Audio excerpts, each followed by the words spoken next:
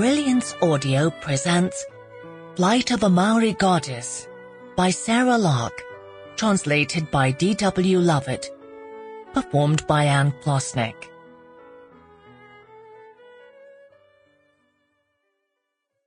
Prologue. Parihaka, New Zealand, 1894.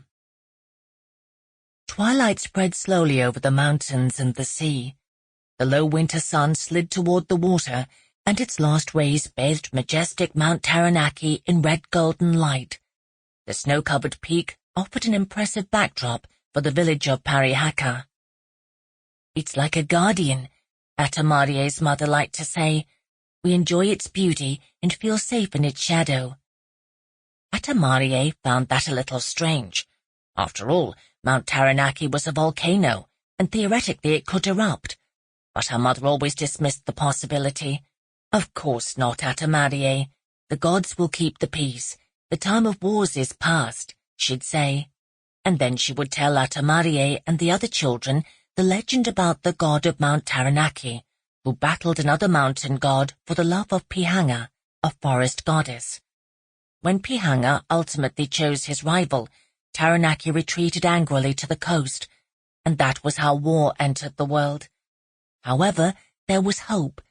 At some point Taranaki would relent, and if the gods got along again, mankind could count on lasting peace. Most children listened to these stories wide-eyed, but Atamarie was more interested in the mountain's volcanic activity.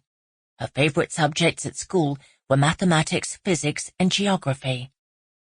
This evening, too, Atamarie had little interest in the stories the old people of Parihaka were telling about the constellation that would soon show itself.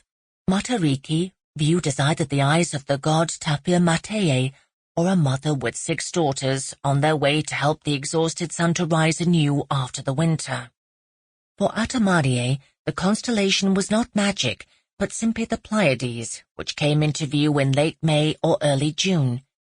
It was useful for determining when the winter solstice would occur, and also for navigating the ocean between Hawaii, the original Maori homeland, and Aotearoa, the country in which they now dwelled and which the whites called New Zealand. Naturally, the constellation stars were pretty to look at, but Atamarie only ever half listened to the fairy tales that surrounded them. What did interest her were the hangi, the earthen ovens that glowed with the heat of Taranaki's volcanic activity. Sample complete. Ready to continue?